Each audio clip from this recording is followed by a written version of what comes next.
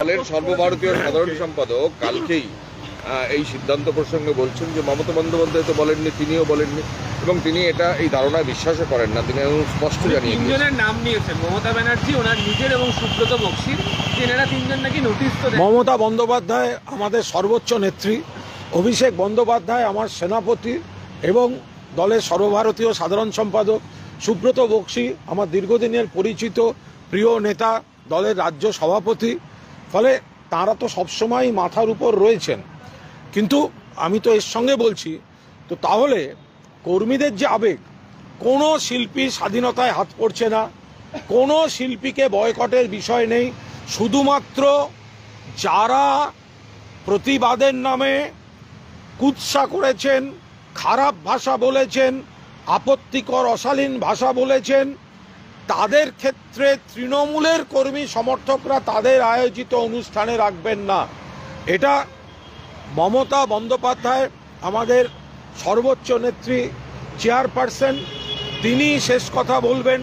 তাঁকেই এই আর্জিকর পিরিয়ডে সবথেকে বেশি সমালোচনা, কুৎসা, চক্রান্ত ফেস করতে হয়েছে।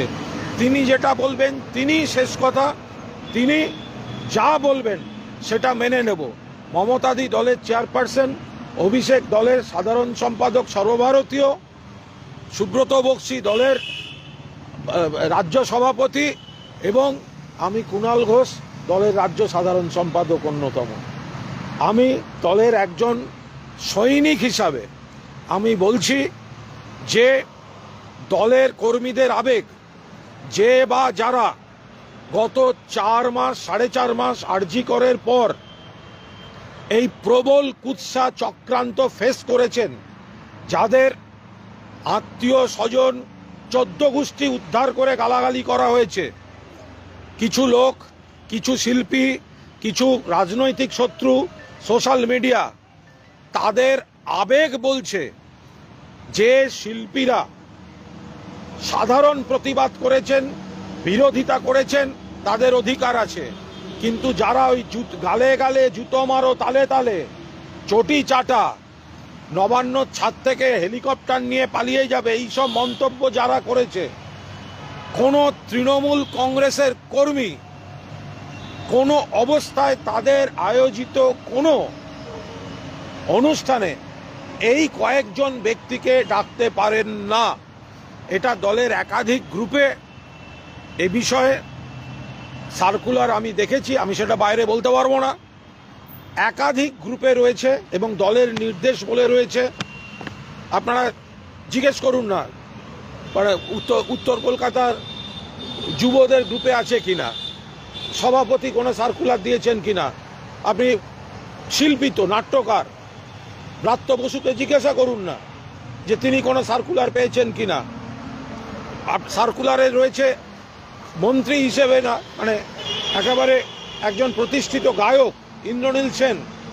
আরে তারা তো সবাই অন্তর থেকে জ্বলে মরছে যে এটা শিল্পী স্বাধীনতার বিষয় নয়, এটা প্রতিবাদীদের কণ্ঠস্বর আটকানো নয়, প্রতিবাদীদের বয়কট নয়, এটা প্রতিবাদ আর প্রতিবাদের নামে পরিকল্পিত অসভ্যতা। এর মাঝখানে একটা ডিমার্কেশন লাইন আছে। আমার মনে হয় এটা একটা কোনো ভুল বোঝাবুঝি হয়েছে।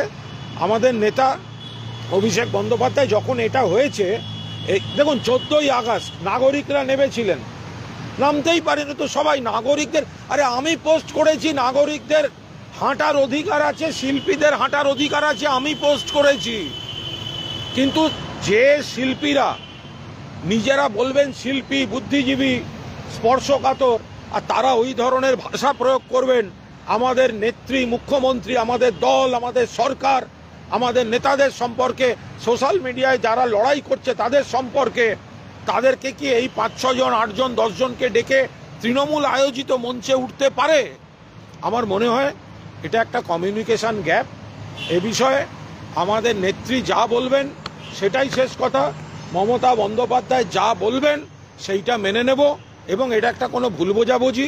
যেহেতু অভিষেক বন্দ্যোপাধ্যায় এই গোটা ফেজটায়, আরজি করের সময়টায়, যেহেতু সেই সময়টা তিনি বাইরে ছিলেন এবং গোটা বিষয়টার মধ্যে ছিলেন না, যে কুৎসা চক্রান্ত ঝামেলা যারা আমরা সামলেছি আমাদের জিজ্ঞাসা করলে আমরা বলে দেবো এই ডিফারেন্সটা কি। কুণালদা, গতকাল আপনি বলেছিলেন যে মমতা বন্দ্যোপাধ্যায় বললে আপনি সেক্ষেত্রে পিছিয়ে আসতে পারেন না, ভাবতে পারেন এই বক্তব্য নিয়ে। আমি তো বলছি এরকম কিছু পেয়েছেন? মমতা বন্দ্যোপাধ্যায় আমাদের সকলের নেত্রী। মমতা বন্দ্যোপাধ্যায়কে আক্রমণ করেই এই কয়েকজন, বাকি শিল্পীদের কথা হচ্ছে না, শিল্পীদের বয়কট করার কথা হচ্ছে না, এরা কারা? মিশিয়ে দেবেন না, এরা কয়েকজন আপনাদের বাড়িতেও আছে, আপনারা দেখে নিন যে চটি চাটা কারা বলেছে, গালে গালে জুতো মারো তালে তালে, তাদের জন্য কাদের চোখের জল পড়ছে? তাদের তৃণমূলের প্রতি কোনো আবেগ আছে নাকি? যদি তৃণমূলের মুখ্যমন্ত্রী, তৃণমূলের সরকার, তৃণমূলের নেতা, তৃণমূলের কর্মীদের কেউ চটি চাটা বলে, যদি কেউ বলে যে অমুকের গালে গালে জুতো মারো তালে তালে, এই সরকার পড়ে যাবে, বাংলাদেশের মতো কপ্টারে পালিয়ে যাবে, তো এদের যারা মঞ্চে আনবে তারা তো আর যাই হোক তৃণমূল কংগ্রেস হতে পারে না। এবং সারা বাংলায় কর্মীদের আবেগ এবং কর্মীরা সেই আবেগ মতোই কাজ করছেন। এই কয়েকজনের তৃণমূল আয়োজিত মঞ্চে কোনো জায়গা নেই এবং থাকবে না। তার সঙ্গে বাকি শিল্পীদের কোনো সম্পর্ক নেই, এটা কোনো ভুল বোঝাবুঝি। অভিষেক বন্দ্যোপাধ্যায় আমার নেতা, তিনি যদি আমায় জানতে চান আমি নিশ্চিতভাবে ক্লারিফাই করে দেবো যে এটা কোনো ভুল বোঝাবুঝি বা শিল্পীদের বয়কটের বিষয় নয়। তবে গোটা বিষয়টিতে মমতা বন্দ্যোপাধ্যায় আমাদের সর্বোচ্চ নেত্রী, তাঁকেই সব থেকে বেশি খারাপ কথা, আক্রমণ সমস্ত সহ্য করতে হয়েছে। তিনি যা বলবেন সেটা মেনে নেব। না, মমতা বন্দ্যোপাধ্যায় কি আপনাকে কিছু বলেছেন ফিরিয়ে নেওয়ার কথা বা এরকম? আমার কাছে কোনো, আপনি বলেছিলেন আমার কাছে কোনো, আমি এ বিষয়ে কিছু মানে মন্তব্য করব না। আমি শুধু বলছি আমি একজন সাধারণ তৃণমূল কংগ্রেস কর্মী, যে কর্মী 9 আগস্টের ঘটনার পর ঘটনার নিন্দা করেছে, নাগরিক মিছিল সমর্থন করি, কিন্তু কয়েকজন নাগরিক প্রতিবাদের নামে যেভাবে মমতা ব্যানার্জি, তৃণমূল সরকার, তৃণমূল দল এবং তৃণমূলের কর্মীদের আক্রমণ করেছে, কুৎসা করেছে, আমি তাদের যন্ত্রণাটা শেয়ার করেছি এবং এই কয়েকজনকে কোনো অবস্থায় তৃণমূল আয়োজিত কোনো নেতা মন্ত্রীর মঞ্চে এদের তৃণমূল কর্মীরা দেখতে চান না এবং দেখতে পাবেন না। যদি কেউ জোর করে তোলেন, আমাদের সাধারণ সমর্থক কর্মীরা হাততালি দিয়ে তাদের মঞ্চ থেকে নামিয়ে দেবে। একটা কথা বলছি, আপনার ফেসবুক পোস্টে একটা খুব ইঙ্গিতবাহী লাইন আছে যে গোটা অগাস্ট মাসে যারা এই ঘটনার সঙ্গে ছিলেন, আমি আবার বলছি গোটা আগস্ট মাসে এটা খারাপ ঘটনা, মুখ্যমন্ত্রী নিন্দা করেছেন, সবাই নিন্দা করেছে। যখন একটা চক্রান্ত আসছে, দেখুন নাগরিকরা মিছিল করবে স্বাভাবিক, শিল্পীরা মোমবাতি মিছিল করবেন স্বাভাবিক, আমরা সবাই উদ্বিগ্ন ছিলাম, কিন্তু সেটা ছুতো নিয়ে যে কয়জন শকুন, সুবিধাবাদী ধান্দাবাজ শকুন, ওই চটি চাটা, গালে গালে চটি, জুতো মারো গালে গালে, বাংলাদেশের মতো পালিয়ে যাবেন, যারা এগুলো বলেছে আর সেই মানুষের আবেগকে বিভ্রান্ত করেছে, আমরা সেগুলোর মোকাবিলা করেছি। মোকাবিলা করতে গিয়ে আমাদের ষষ্ঠী পুজো করা হয়েছে, 14 পুরুষ উদ্ধার করা হয়েছে, কিছু শুনতে বাকি রাখিনি।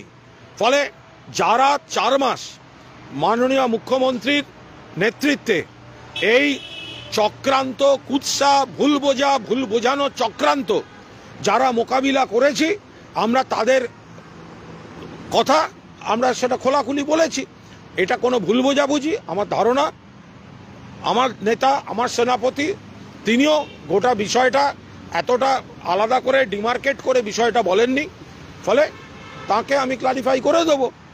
উনি ওই সময়টা অসুস্থ ছিলেন, উনি বাইরে ছিলেন, উনি গোটা বিষয়টার মধ্যে ছিলেন না, উনি জানেন না কত বড় একটা চক্রান্ত হয়েছে, কত বড় একটা কি হয়েছে। আপনার মানে কি ভয়ঙ্করভাবে মুখ্যমন্ত্রীকে আক্রমণ করা হয়েছে, কাদের চটি চাটা বলা হয়েছে, কাদের 14 গোষ্ঠী উদ্ধার করা হয়েছে, রোজ কতগুলো করে গালাগাল খেয়েও বলতে হয়েছে যে না আপনারা সরকারকে ভুল বুঝছেন।